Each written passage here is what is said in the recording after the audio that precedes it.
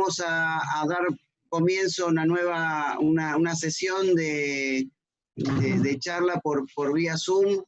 Les presento al licenciado Diego Rafaulte, que va a hablar sobre el manejo del paciente crítico con distrés respiratorio y, bueno, un tema muy actual para la problemática de pandemia que hoy estamos viviendo en todos lados, así que cualquier cosa después podemos ir haciendo consultas, pero bueno, bienvenidos a todos y adelante, Diego, gracias. Vale, bueno, buen día a todos, buenas tardes, no sé si ya habrán comido o no.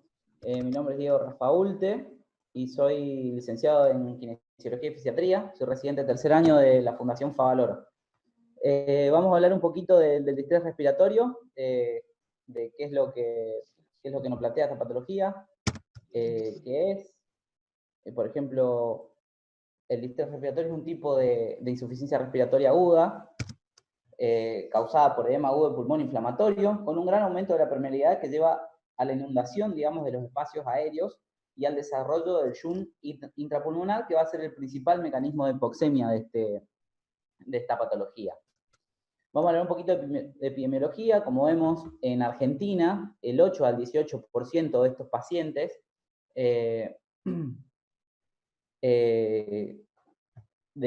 son admitidos en la terapia intensiva desarrollan distrés, y estos números que dieron acá en el país son similares a una encuesta realizada en Europa, este estudio ALIVE, digamos, que es el que tiene mayor importancia en este momento. Como vemos, esta patología presenta factores de riesgo, pulmonares directos y pulmonares indirectos. Entre los pulmonares directos encontramos a la neumonía y a la aspiración de contenido gástrico como principales factores, y como pulmonares indirectos encontramos el shock séptico proveniente de algún otro órgano como factor más importante. La neumonía y el shock son los dos factores que nos van a llevar consecuentemente al distrés. ¿No están escuchando? Activen el audio. Ahí está. Abajo.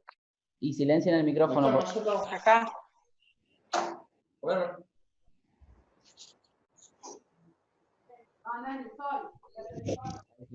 Estoy cerca de la compu, estoy al lado.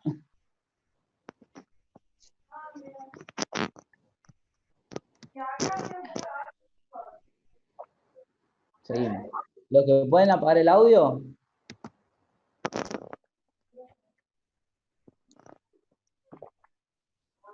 No. Bueno, seguimos entonces.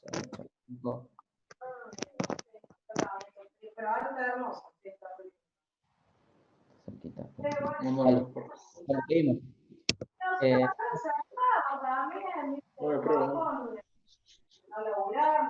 Pero es ahí. Un poquito de historia de lo que es el distrés. En 1821 la ENEP tiene una anasalgia pulmonar idiopática, en la cual nota un edema que no es acompañado de falta cardíaca, y aquí más en el tiempo, en el siglo XX, simplemente la positiva. ¿Estás escuchando vos? No, desconectá el tuyo, lo abriste. Sacá el auricular tuyo y listo. Pero se puede. Bien, falta una reunión con la mesa de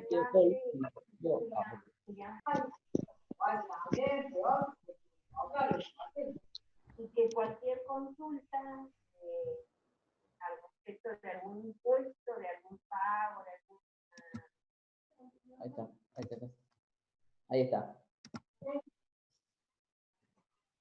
Ahí están muteados todos.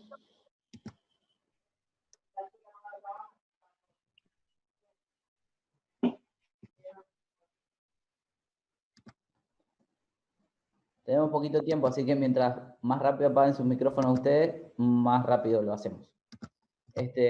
Un poquito de historia. Bueno, en el 54, como dije, se empezó a implementar la gestión positiva. ¿Vuelve el micrófono? Señor Walter Oscar Salazar, usted lo está activando de vuelta. Ahí lo desactivé. en el 67, Aschbaugh y sus colegas describen por primera vez al distrés como entidad clínica, lo describen como el distrés respiratorio agudo del adulto. En el 88 se implementa el score de Murray, que ahora lo vamos a desarrollar. Ya muy cerquita en el tiempo, el Consenso Europeo Americano desarrolla una definición de esta patología, y en 2012 se implementa la definición que tenemos actualmente, la definición de Berlín.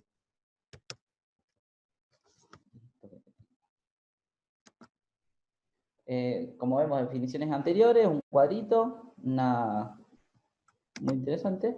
Y acá vamos a empezar. En 1988 sale este score, que es el score de Murray, muy importante, que en algunos casos todavía se utiliza porque es bastante práctico, que toma en cuenta cuatro parámetros, como ser la placa radiográfica, la oxigenación, la PAFI, la compliance y la PIP, en el que los puntúa del 1 al 4, de mayor a menor, según gravedad, y después, sumando todos estos ítems, digamos, se considera distrés con un score, digamos, mayor a 2.5. Después viene el 94 el Consenso Europeo Americano, en el que lo divide en dos entidades clínicas, en la injuria pulmonar aguda y el distrés per se, que agregan algo importante, que es el comienzo el inicio de la patología, que es de comienzo agudo. Agregan la oxigenación, que ya estaba, y también agregan la presión del capilar pulmonar, que luego, en el 2012, eso se va a retirar. Como ven, esta es la definición actual, en la que se mantiene el tiempo de inicio de la patología, dentro de la primera semana de los nuevos síntomas respiratorios, opacidades bilaterales en las imágenes, el origen del edema, que no sea totalmente explicable por falla cardíaca, y la oxigenación, que retira, digamos, el concepto de injuria pulmonar aguda, y ingresa los niveles de distrés, que todos son distrés leve, moderado y severo, que es dependiendo de la PAFI. De 300 a 200 es leve, de 200 a 100 es moderado, y menor de 100 es severo. Lo más importante que tiene esto es que agrega un nivel de PIP, que en las definiciones anteriores no lo contaba, y homogeniza así la definición, que te dice que con o con 5 o más centímetros de agua de presión debes tener determinada PO2, que anteriormente no estaba determinado, y variaban mucho las mediciones dependiendo del nivel de PIP. Como vemos acá hay una definición que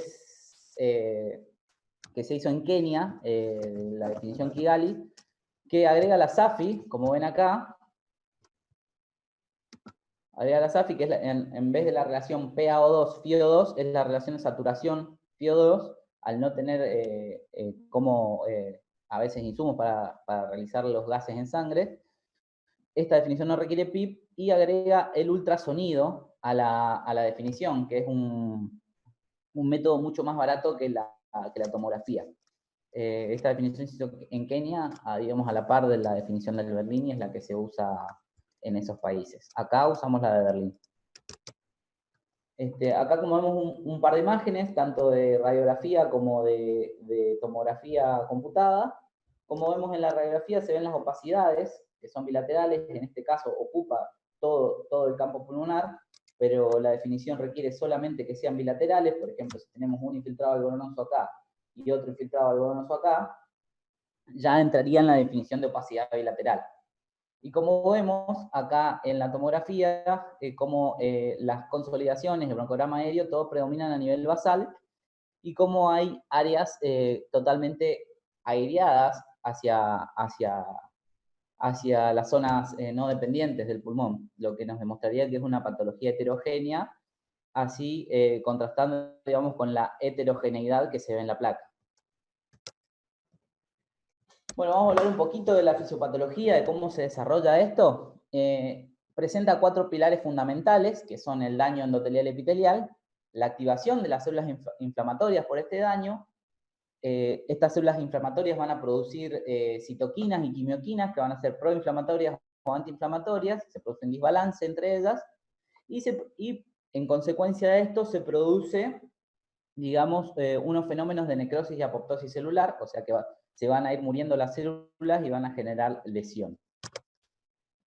Como vemos, acá tenemos una imagen de cómo se va desarrollando la lesión a medida que se produce la injuria. Como ven, los macrófagos alveolares producen una respuesta inmediata, digamos, a la injuria. Se produce una extravasación de líquidos, se produce una ruptura del epitelio, se produce diapéresis de neutrófilos. Estos neutrófilos van a producir mediadores inflamatorios que van a llamar a más células inflamatorias que van a producir todo lo que se ve acá, digamos. Y también, por producción de factor de agregación de plaquetas, se producen microtrombos, que nos va a explicar mucho los mecanismos de hipoxemia. Tanto este edema como este trombito acá nos van a explicar mucho de lo que sucede en la patología. Esa era la fase exudativa. Tenemos la fase proliferativa, que se da después hacia los 72 horas hasta los 7 días, en las que se empieza a dar la resolución del edema pulmonar, una proliferación de células mesenquimáticas, de fibroblastos y neumonocitos tipo 2, que se van a ir diferenciando a neumonocitos tipo 1 y pueden regenerar, digamos, la pared alveolar. Y también se va a dar la cicatrización, digamos, de toda esta área de lesión que se dio, y se da una progresión, no en todos los pacientes, sino en algunos, hacia la fase fibrótica. Como vemos acá, se produce todo lo que hablamos recién, tanto las células madre mesenquimales que están ahí, diferenciándose hacia células alveolares, los neumonocitos tipo 2, que cumplen la función de generar surfactante y también de diferenciarse a neumonocitos tipo 1, que cumplen la función de barrera. Como ven, ya están todos regenerados. Y también podemos ver acá la parte fibrótica, que es cuando se produce una coagulación intraalveolar persistente y se activan, digamos, los neumonocitos tipo 2 y la proliferación de fibroblastos, que se diferencian, digamos, a células de colágeno, que van a generar la cicatriz. Que eso nos va a generar disminución de la compliance y todo lo que nos lleva a un pulmón duro, digamos.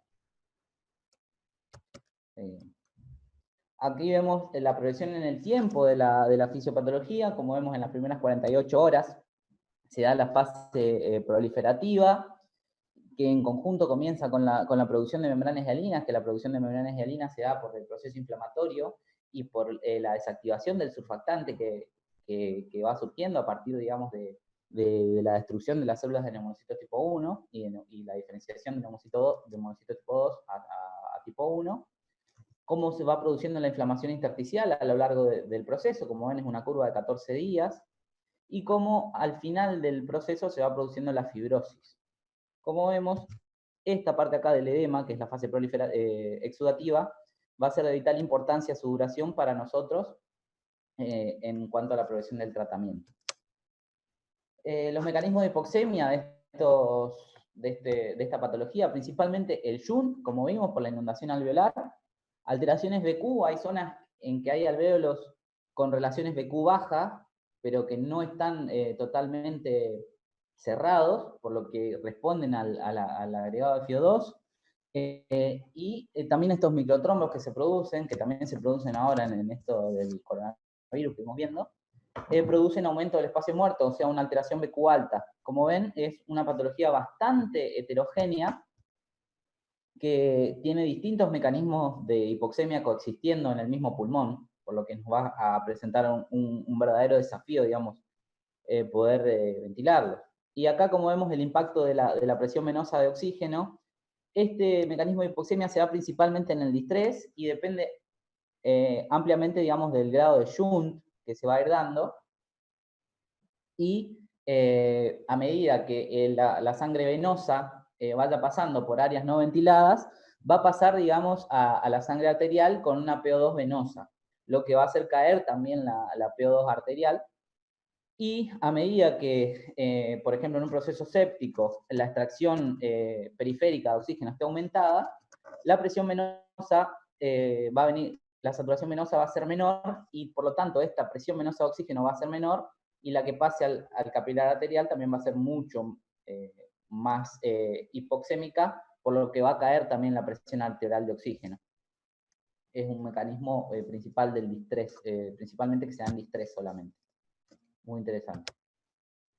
Acá, como vemos otra vez, la heterogeneidad de las imágenes, como vemos huellas de calor acá, donde hay áreas mayormente ventiladas, como vemos se distribuyen a lo largo de todo el pulmón, pero predominan, digamos, en las zonas ventrales, que va a tener importancia, digamos, en lo que nosotros hagamos después.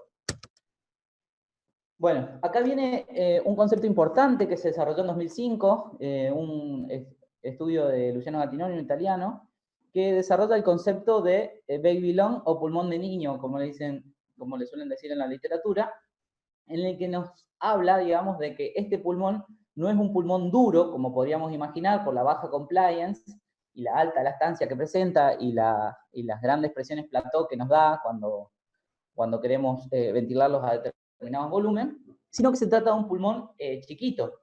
Como vemos acá, estos pulmones están altamente ocupados, digamos, por áreas de consolidación, sobre todo en las bases, que es donde mayor unidad de alveolares tenemos, y las áreas ventilables son estas chiquitas de acá arriba. Por lo tanto, estamos ventilando a un pulmón que tiene menor potencial, digamos, de ventilación que lo que tiene un pulmón normal, digamos.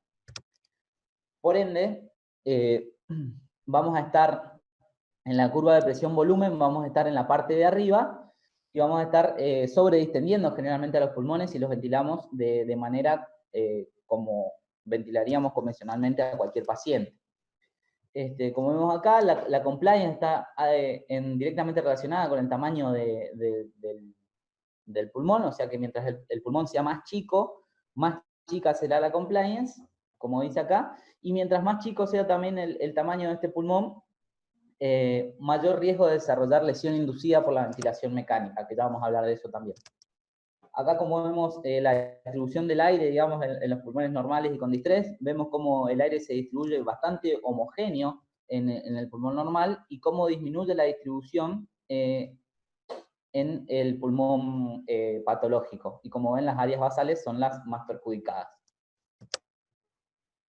La ventilación mecánica, vamos a hablar de ventilación mecánica ahora, y tiene dos objetivos principales en el distrés, que uno es un objetivo principal de la ventilación mecánica, que es sostener la demanda de intercambio del paciente durante el proceso, o sea, darle un soporte vital, permitirle al paciente que realice el intercambio de dióxido de carbono y oxígeno, que no lo puede hacer por sus propios medios, y evitar o minimizar el riesgo de desarrollar lesión inducida por la ventilación mecánica o BILI, digamos, que es un factor bastante importante en estos pacientes, ya que los pacientes estos en su mayoría no se mueren de hipoxemia, sino que se mueren de falla multiorgánica, provocada justamente por la lesión inducida por la ventilación mecánica, que aumenta los mediadores inflamatorios. Ya vamos a ver un poquito más.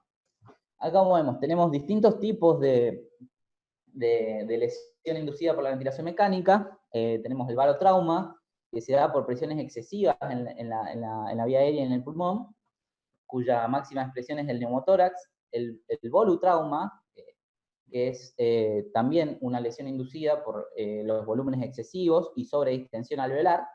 El atelectrauma, que es bastante importante para nuestro medio, porque lo podemos controlar, digamos, con una adecuada selección de presiones de fin de expiración.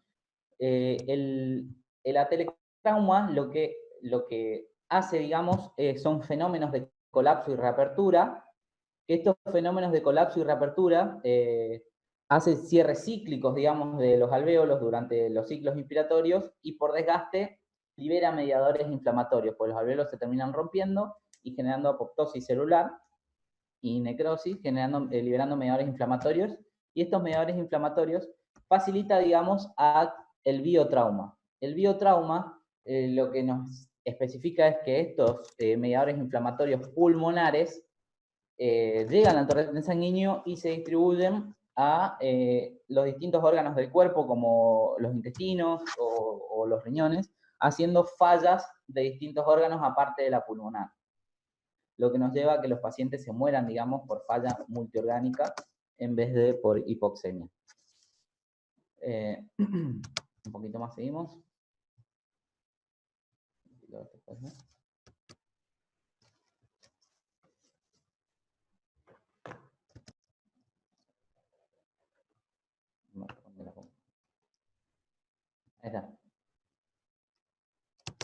Ahí está, como veíamos hoy, en las zonas de volutrauma, estamos en el área superior de la curva de presión-volumen, como vemos, esto es una fotito de un libro, en la zona superior de la curva de presión-volumen, por lo que estaríamos sobredistendiendo al pulmón.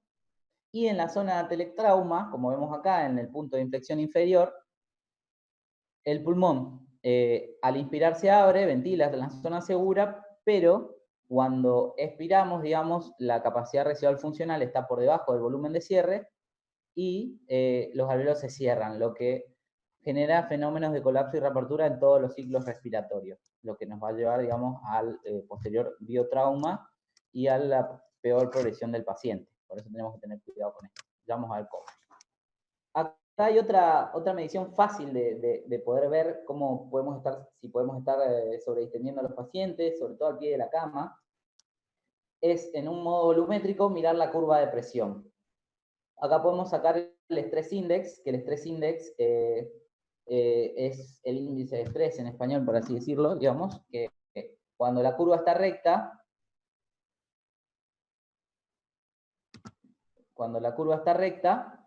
quiere decir que este estrés index es igual a 1 y no estaríamos sobredistendiendo al pulmón. Y si esta curva presenta una concavidad superior, o sea, formando como una U, como en la línea roja, como se ve acá, si esto fuera de esta manera, por ejemplo, de esta manera, a ver, no se mueve el mouse, ahí está. Si esto fuera de esta manera, describiendo una U, quiere decir que el estrés index es mayor a 1, lo que nos implicaría que estaríamos en riesgo de sobredistensión.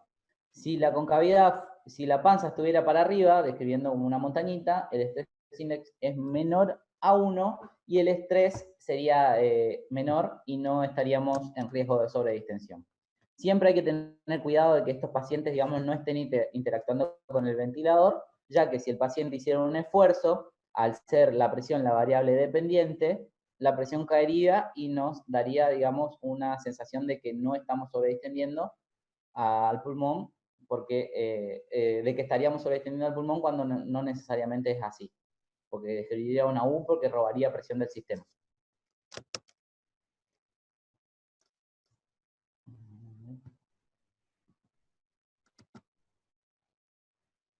Vale, entonces, ¿no?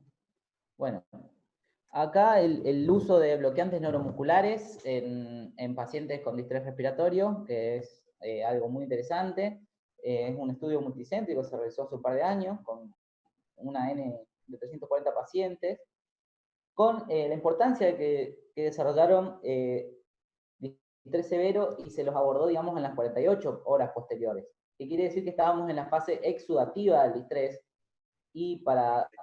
Ya volvemos con más información. No se vaya. Esto es Noticias TV hasta la hora 14. ¿Cómo?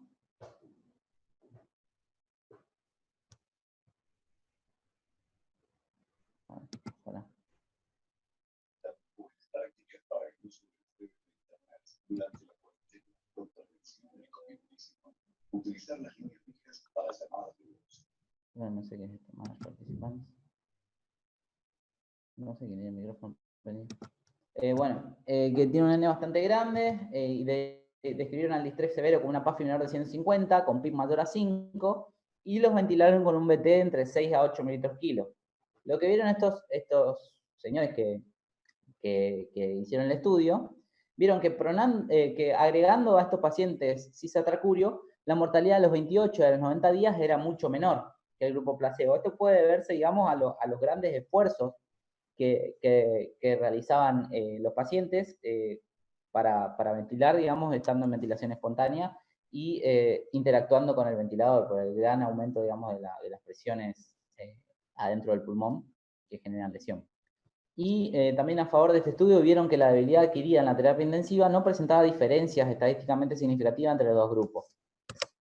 Eso es importante para nosotros porque vemos que aplicar el uso correcto, digamos, de los bloqueantes neuromusculares no nos provocaría, digamos, mayores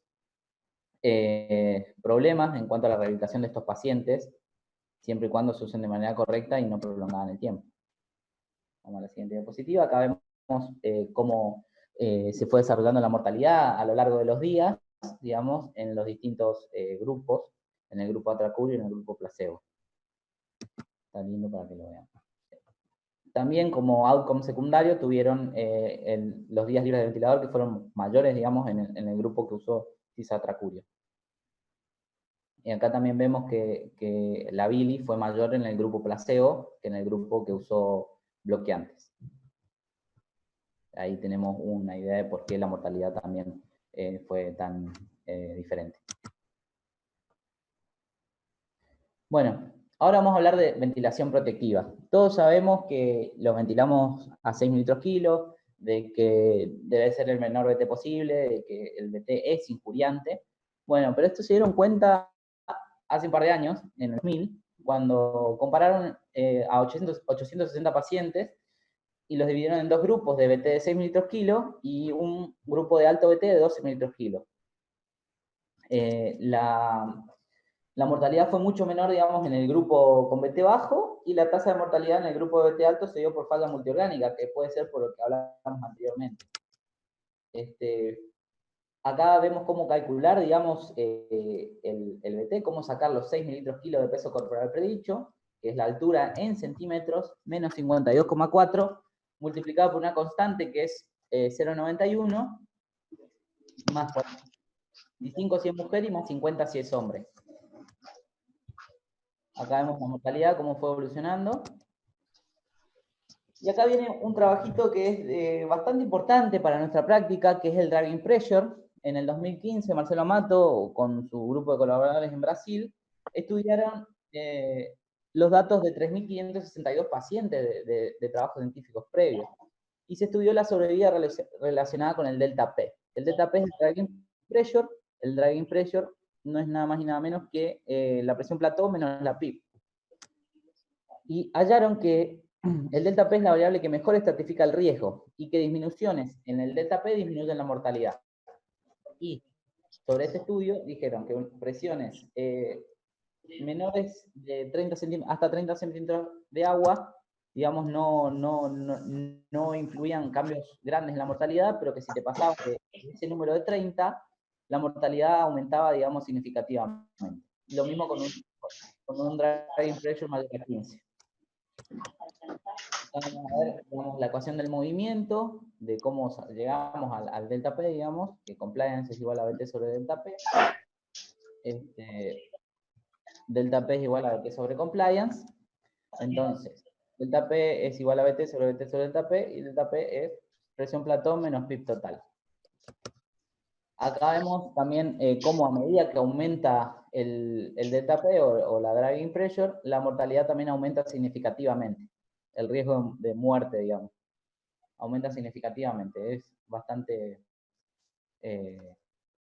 significativo, es bastante llamativo, como ven cómo aumenta exponencialmente según va aumentando el delta P.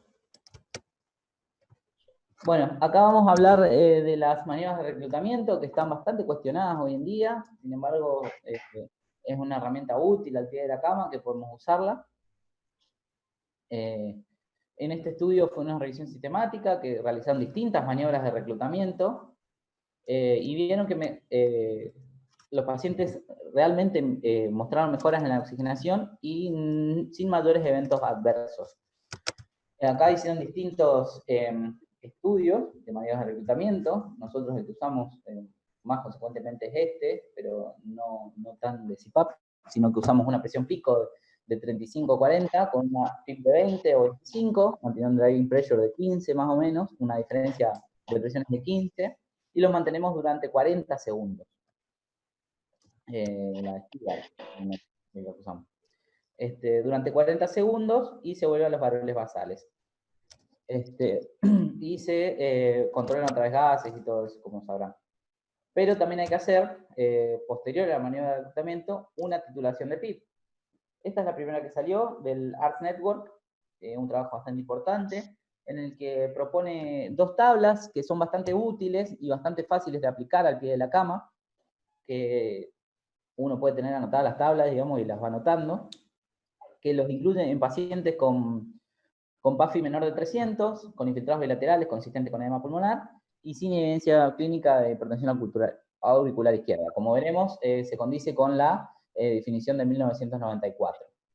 Podemos setear al ventilador en cualquier modo ventilatorio, con un VT de 8 mililitros kilo, dicen ellos, e ir reduciendo en intervalos de menores a 2 horas hasta alcanzar VT de 6 mililitros kilo, o sea, este VT lo iban disminuyendo si la presión plató era mayor de 30, y ellos ajustaban también el VT y la frecuencia respiratoria para objetivos de pH y presión plató, o sea, para tener una presión plató de 30 y un pH de 7,30, ajustaban, digamos, la frecuencia respiratoria y el VT. Como ven, acá están las dos tablas. Tenemos una tabla de baja PIB y alta FIO y una tabla de alta PIB y baja FIO. Particularmente, la más estudiada es la de alta PIB. Ya vamos a ver. Acá tenemos el protocolo express de titulación de PIB, en el que vieron que una aplicación moderada de PIB, si bien no reducía la mortalidad, mejoraba la función pulmonar y disminuía los días de ventilación mecánica de manera significativa. Ponían el VT a 6 mililitros kilo, aumentaban la PIB progresivamente hasta llegar a una presión meseta de hasta 30 centímetros de agua, y siempre una PIB hasta 20, no más de eso. Y de ahí iban, digamos, haciendo una maniobra decremental. Ibas descendiendo la PIB de a 2 centímetros de agua cada 2 minutos hasta hallar la mejor compliance. Como vemos, la PAFI fue mucho mayor en estos pacientes en los que se sometió el estudio, lo que sería, digamos, consistente con los días libres de ventilación mecánica y también con la menor incidencia de falla multiorgánica.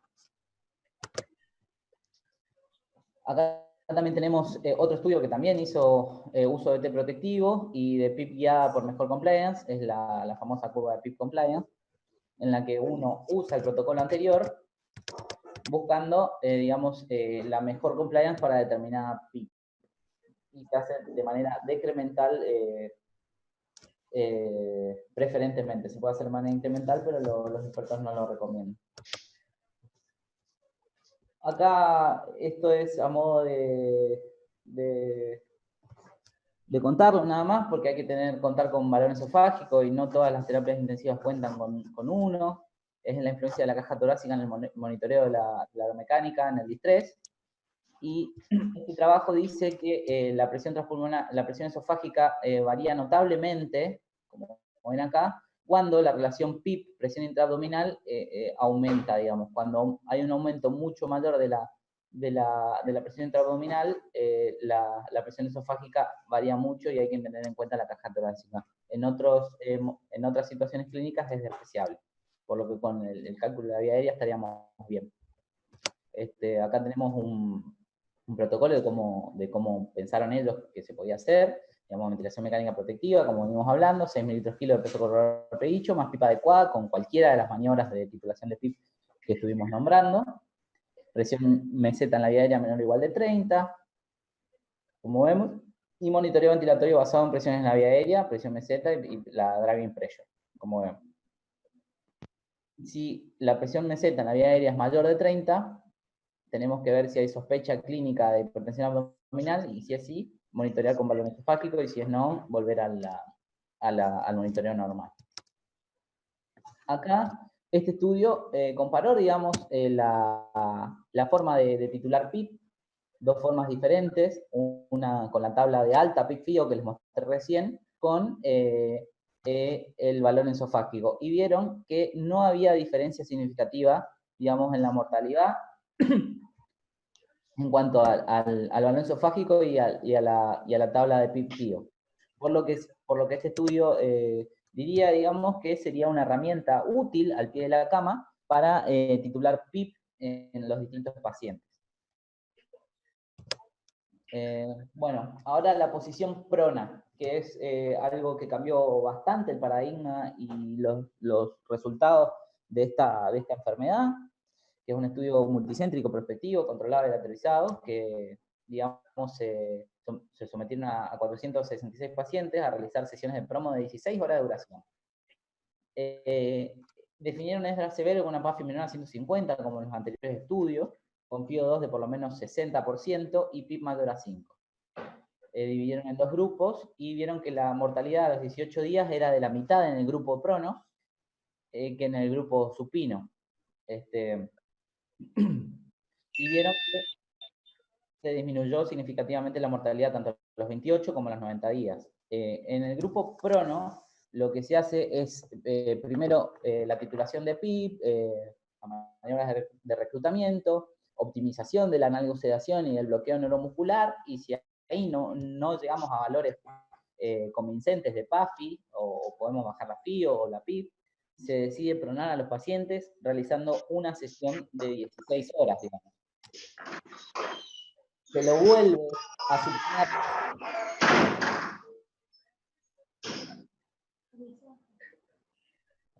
Se vuelve a supinar a los pacientes. Se vuelve a supinar a los pacientes. Y si uno veía que había una caída menor al 20%, se podía dejarlo en supino. Si esta caída de la PAFI era mayor al 20%, se volvía a realizar una sesión de prono. Si después de 2 sesiones consecutivas de prono no había mejoría en la PAFI, se suspendían las sesiones de prono y se procedía, digamos, a dejar en supino al paciente y plantearse otras estrategias de rescate, como ser, por ejemplo, el ECMO. A ver.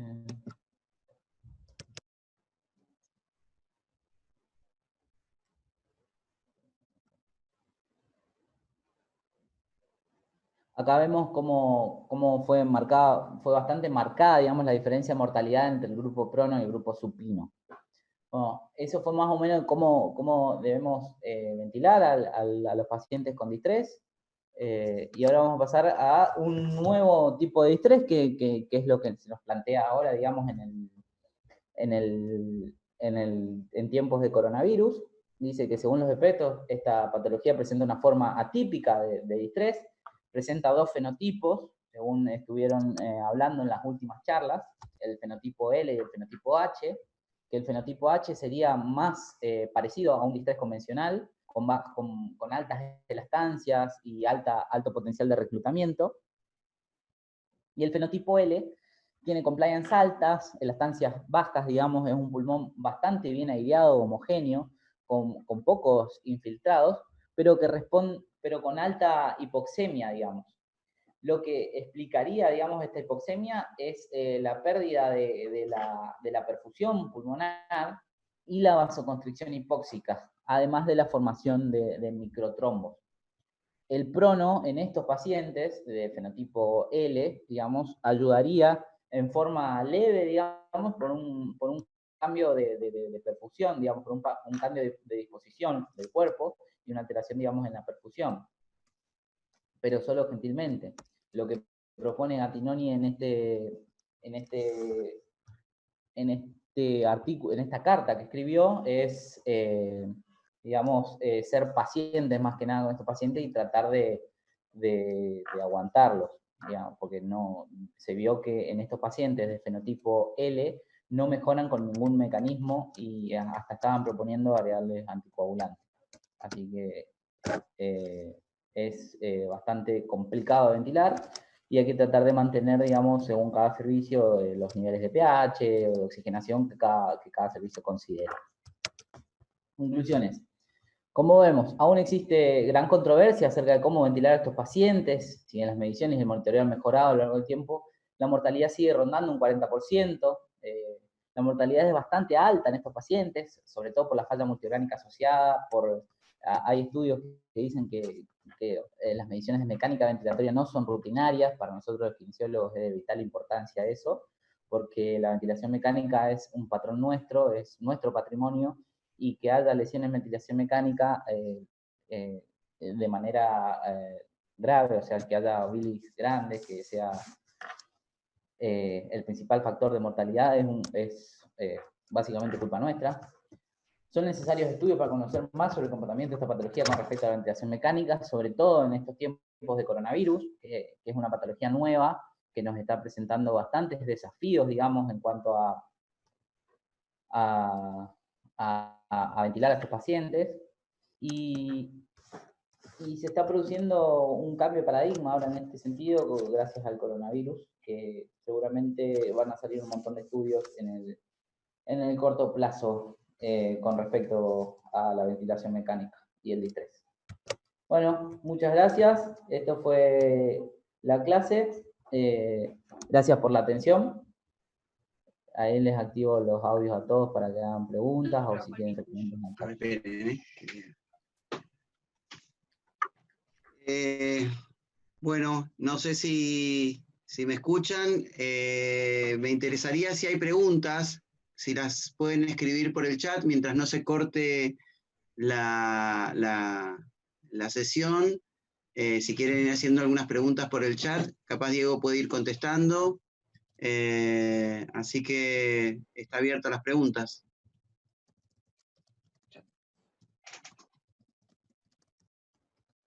La titulación de PIP que utilizamos nosotros, hasta hace un tiempito balón teníamos balón esofágico, la hacíamos con balón esofágico.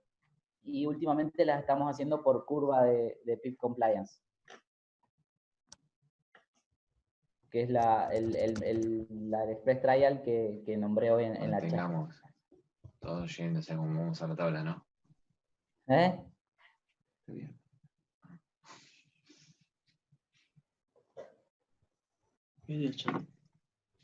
Bueno, si no hay más preguntas, me retiro. Muchas gracias a todos por la atención. Gracias, Sergio, por el espacio. Bueno. Ahí está Coco. Sí.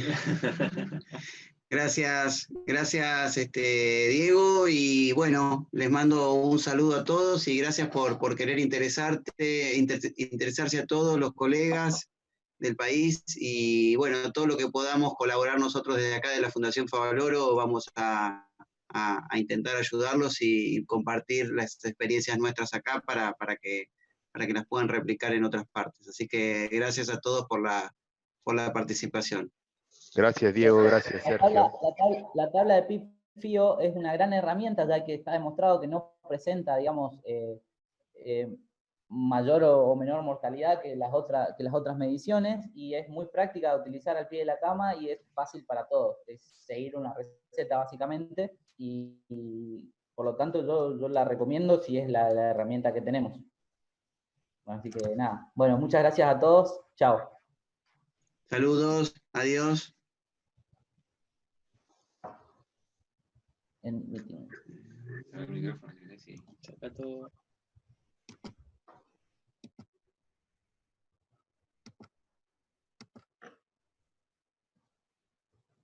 Ah, no grabé.